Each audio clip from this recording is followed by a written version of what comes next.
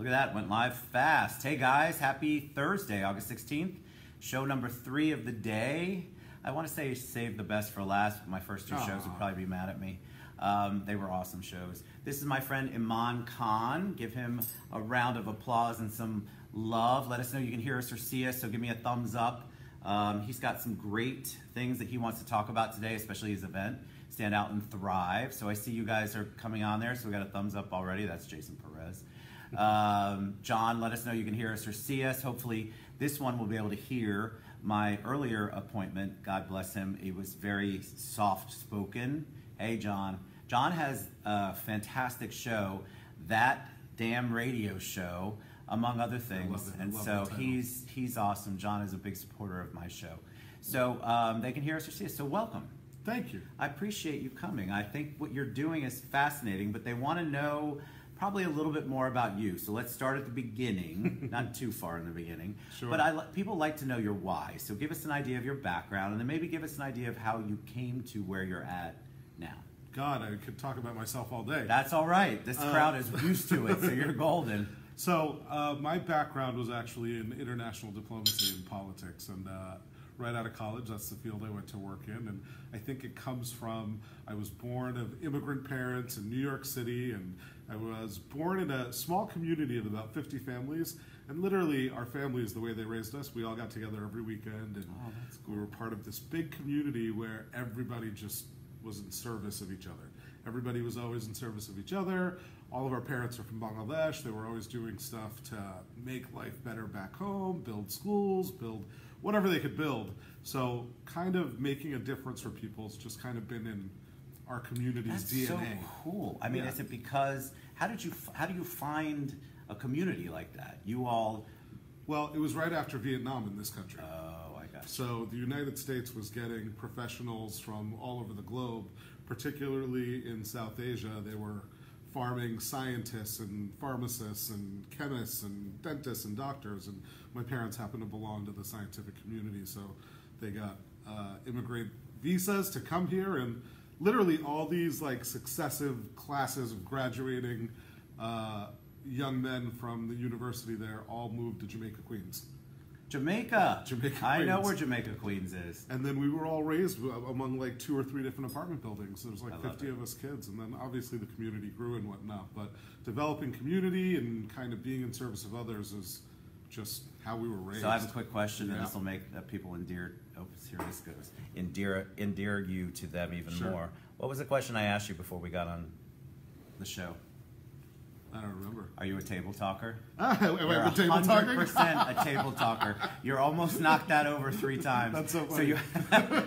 It's funny. A lot of people, you don't realize it. You talk out loud, right? Yeah. You usually do this. I know I talk like this. I didn't realize it was every like time you're done with your sentence, you put it down. That's what so naturally people do. So I'm just giving you a hard time. Yeah, I appreciate it. So when you grow up in that atmosphere, do you keep in touch with those people? How do you? Yeah, a lot of times you do that, and then you've taken it though to a whole nother level. You've made a lifestyle, a career out of this. Did you always do? And we'll talk about Stand Out and Thrive in a minute. Sure. Did you always do what you're doing now?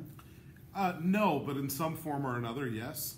Like I went to work while I was still in college as a part of the negotiation process between Israel and Palestine. Then I worked as a journalist overseas.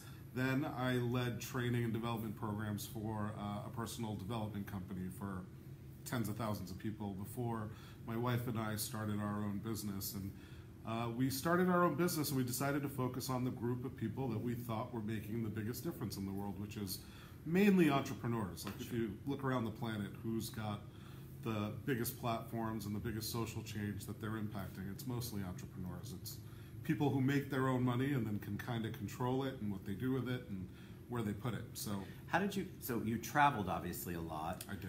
Tell me, do you think that impacted the way that you look at not only business but entrepreneurs in the world in general? Because there's a lot of, like, I've traveled a lot, not as much as you obviously, but I feel like that gave me a much better insight on how to work with people, that there were other ideas outside of what I was used to in my own community. Yeah, I mean, absolutely. I started going to South Asia when I was probably a year old. And back then, you couldn't just go to South Asia. You had to stop in London, or you had to stop in Rome, or you had to stop in the Middle East. So my family got exposed to a lot of cultures fairly early, and everything about the entrepreneurial spirit, about the hustle, you see everywhere you land. It's true. Because no matter where you land, it's just entrepreneurs. They're hustling to sell you candy on the street, or they're selling you stuff on the train, or it's all entrepreneurs. So that entrepreneurial spirit, I mean, one of my friends labels it this thing called unconscious competencies. So like, define that. It's a competency you have that you didn't really do anything to earn. It was kind of just given to you by virtue of the way you were raised or who you were raised by. And like forming communities, making a difference, being an entrepreneur, these are things that I consider myself very fortunate that just kind of got knocked into me because of who I was born to. Well, it's interesting too, I think, because not only of the community you grew up in and the way your parents were, but when you travel the world, that whole thing together definitely gives you, I think, a different perspective. If you're nothing against being born and raised in one city or state, but what if you never travel, you never get outside of that? Yeah. How are you supposed to have any kind of worldly approach to things or different approach to things? Well, I mean, you could read about it, but there's nothing like an experiential... there's nothing like the experience of another country. When I was in college, I did my year abroad in Morocco. And did you really? Yeah, it was awesome. It was incredible. But even there, it's like, it's a whole different thing than I had ever experienced. I'd never been to North Africa. And North Africa is much different than South Asia or Europe or even Sub-Saharan Africa. So travel absolutely. We went to the furthest that way I've been is Turkey. And I just found that the people were so loving and accepting and caring and kind. Yeah. And I know it's not like that everywhere. I don't have doe eyes. I mean, I get it that the world's a crazy place. But generally the people that you interact with all the time are just good, kind people across the world. Absolutely. Same here in the United States. I'm not taking anything away from the U.S., but it's so cool to be able to be immersed in that. Yeah. And some of the things that we do here, the way that we treat our people that try to come into our country, it's very interesting because you don't really have that in other countries. When you go and you're American, they don't expect you to speak the language over there. And they're so fascinated by you. They're so fascinated. They so want to know you. They want to get close to you. They want to find out what you like to eat, how you speak. I mean, they're totally fascinated. We sat down at a big community table in Turkey. Sure. And I was the one in between the crazy Americans that were on my travel thing and then the Turkish guys that were there obviously for like after lunch or at a lunch. And so the bread came to me because they just kept passing it down and people were taking it out. And I'm thinking, okay, I have no choice but to take that bread out of that basket. But they were so nice about it and kind of, they didn't speak a stitch of English, not even remotely any English. Yeah. But there was just this humanness to them. Yeah. So I just think that gives you a different perspective. So tell me about your current business now. How did you get to where you're at, and tell us about Stand Out and Thrive. Sure. Our current business was really born out of the fact that my wife used to make more money than me when we both had corporate jobs. And I'm okay with that. I was okay with it too. But when she got pregnant, she decided she wasn't going to work. I gotcha. And then when the baby came, she said, I need a year with the baby. And then after the year, she was supposed to go back to work, and instead she said, I can't go back to work. I have to start my own thing. So it was really, she was really the stimulus, and I was really the pain in the ass husband throwing up obstacles. And I got into a fight with her. I was like, if you don't have a client by the end of the week, I don't care what the business is, you got to go back to work. And she was like, she's going to prove you wrong. She's going to prove me wrong. She got a client that day. She went for an acupuncture treatment. Her acupuncturist was complaining about planning a wedding. And she said, I'm a wedding planner. And that's how we got into the event production space. Quickly, we moved into planning business seminars, and we were doing an event for a client of ours, and he made all this money at a seminar. So he started just telling everyone that would listen about us. And our first 2 years of business was mostly, we grew by word of mouth, because all these people that we were producing these business seminars for were making like 6 figures in a day. So talk about the business seminar. When you say producing business seminars, so people came to you with an idea, something that their business is, and then you built a seminar around it where people go and spend a day or two? Or Yeah, we built it with them. So they would do some of their highest level most consumable content in the seminar in a day, or sometimes over the course of 3 days in a conference, and then they'd sell their highest end programs or packages at the end of the program to those people who are interested in the audience. And they're selling, how coaching and consulting programs are. They can be pretty high ticket. You sell 5 or 6 of them and you've cleared 6 figures. Yeah, I think people don't realize, and hold on, I'm going to make sure this doesn't pop out. That's probably me bouncing on the table. No, it's all right. Now we've got it. You got your bouncing under control. But I think people don't realize you still have to look into it and make sure that it's a viable. Everybody can say they're a coach or a speaker, and I've got a product and I can help you do business. But don't you have to vet those people? Don't you have to make sure that it's really a viable thing that they're doing? Yeah, absolutely. That's actually how our business model changed. So in the people who were approaching us to produce these seminars for them, we could see that a lot of people didn't have a viable product, or they didn't have a viable program for other people to purchase. So then what we decided to do is create a whole bunch of training programs to get those people ready in order to be able to offer those kinds of services and offerings. And then eventually we backed out of producing events and put everything into our training programs. So Jennifer Coburn, hey Jaco, she says, Iman, you know my good friend Larissa Parks. I do know Larissa Parks. That is a small world. Such a small world. Nice to meet you, Jennifer. Yes, she's awesome. All right, so you decided this is it. I'm going to do it myself. Yes. You're going to do your own thing. Yes. So what does that look like now? Tell us what your business is and what your model is. Sure. So our business has shape-shifted over the years, but part of what happened as we started helping people build out these programs was people started to really create big movements. I mean, we have a client who started a business around ending human trafficking. We have another client who used to be a financial advisor, but she gave up her Series 7 really to not be regulated by the financial industry and to be able to clean up all the stuff that happened in the financial industry in 2008. So what started to happen is that people started to see that movement that they dreamed about when they were a kid, the way that they wanted to change the world, they could actually do that as an adult, and they didn't have to wait until they had their retirement all set or the mortgage paid or anything like that. They could actually start impacting those kinds of changes now, and that's what me and my wife got to work on, is making that real for our clients. How do we help you build a movement? How do we help you sustain that movement? And then how do we have that movement make the impact or make the dent in the world you want to see it make? Now, do people come to you like they've got the idea and then you really help them flesh it out? Because I think a lot of people have these great ideas, but I'm an ideas person, but I need a flesh out person. I need somebody to implement that. Or make it in steps and ways that I know can be monetized that are good for what I'm trying to do.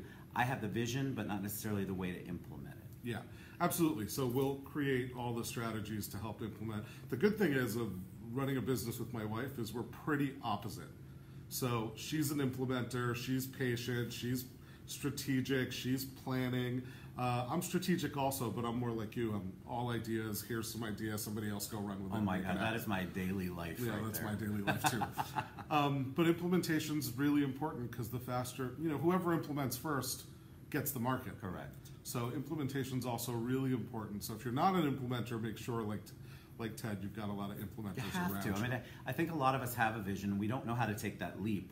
What I've been blessed with is to find people around me that are implementers that can take my weakness, which is trying to do the implementation part, and help me with it, which is what you do. You take somebody's vision and then you show them how they can, you flesh it out, you give them the ideas and the way to actually make it come to fruition. Absolutely.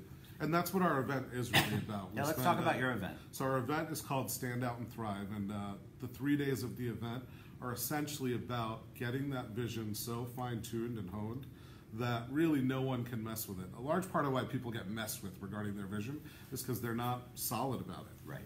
They have wiggle room and they have back doors that other people can mess with. So the first challenge they face, the vision goes out the window. So we really spend the right amount of time to get that vision really solidified, and then we give you the next steps so here's the thing about the event. We know that a lot of people in the room, we're never going to see them again. But this is our one shot with them, and we're just really, from our commitment to what we're doing, committed to giving everyone everything they can go. So everything they need. So if we never see them again, they can go out there, take what we taught them over the 3 days, and go get their movement made in the world. So tell us about that. So it's a three-day event. A 3-day event. Stand out and thrive. Give us the details, and then tell us what if people sign up, what they can expect. Sure. So it's Stand Out and Thrive. It's taking place at the JW Marriott over in Grand Lakes next Wednesday, Thursday, and Friday. So that's August 22nd, 23rd, 24th. And we pretty much go from 9 a.m. till 6 p.m. every day. The first evening, there's a social mixer, so to speak. And the content that we'll lay out day by day is how to create your own movement. Whether you're creating a social movement, your own personal movement, or a movement really driven by your business. Day by day, we will take you through all the steps that, I mean, we've really been hacking for the last 7-8 years, how to create a movement and have it get realized.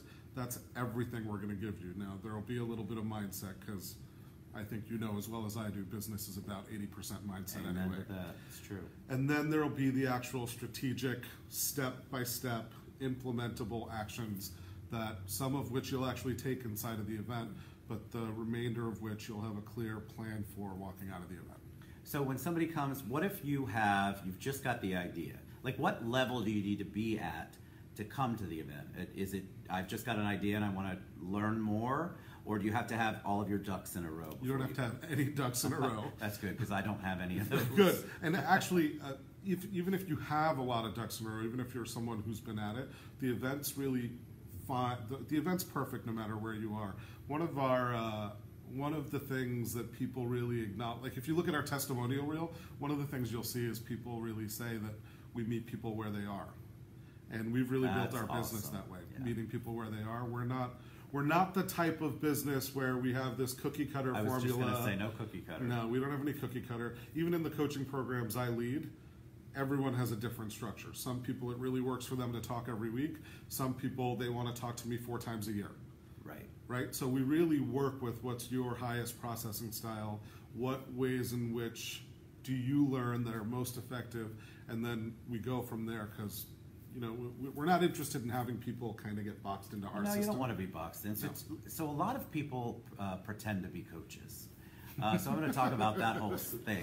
Yeah. So, and then people sign up with them and they get nowhere, they get frustrated, and it gives the industry itself not a great name. Yeah, sure. So what can people look for? What do you offer? What tips can you give people if they're looking for a coach? What should be the warning signs, and what are the positive things that they should be looking for? Sure. So a lot of coaches, so there's several ways I'm going to answer this question. So the first thing is you got to know if you're being sold a package that plays to your fear or plays to your strengths. Any coach that's worth their dollar, worth their medal, is going to actually want to serve you something that plays to your strength and actually give you a vision that'll take you to wherever it is that you want to go faster than you can get there. Not just saying that I can get you there, but an actual, like, this is how I'll get you there. And fear-based selling, you know, fear-based selling is kind of the way we've been acculturated for the last 60 years in this country, but fear-based selling tends to just exacerbate and highlight more of your fears. So if you're making a purchasing decision with any coach from a fear of not something else happening, that's probably not the best decision to make. You should probably step back, talk to the people you trust, tell them why you want to invest in this program, and talk to the people who you want to invest with. You don't ever have to purchase right in that moment. That program's going to be available in 2 or 3 days. Or maybe, 2 or 3 maybe weeks. Not at $9.99. Maybe not at the same price. I love it but when they do that. Yeah. If you sign up today. Yeah. Well, I mean, I think that's all. People do whatever they do to get people to sign up now. Like, there's whatever incentives that they offer. But in terms of knowing whether or not someone really is qualified to handle what it is that you're concerned about, you got to really ask them specific questions. You got to ask them questions specific to you. I mean, I had a client. He was my client for 3 years. When he came to me, he did a really good job of vetting me. He said, listen, here's what I want to do. Can you do these things?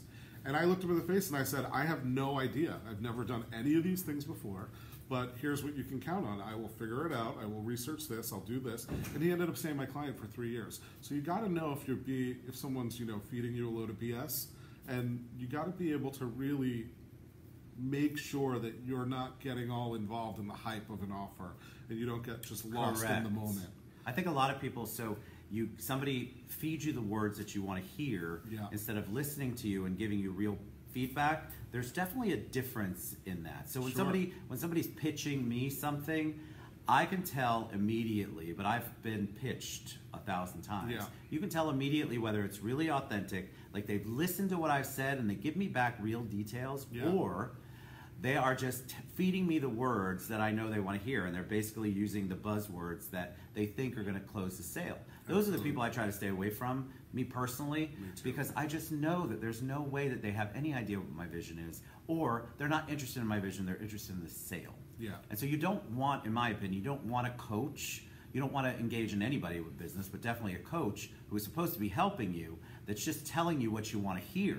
Because that's not really what coaching is about, right? It's definitely about development and personal development and growth. And, Absolutely. But I think that a lot of times people get caught up in, oh my God, they are certified by XYZ Worldwide Consulting, la la la, and they have all these credentials.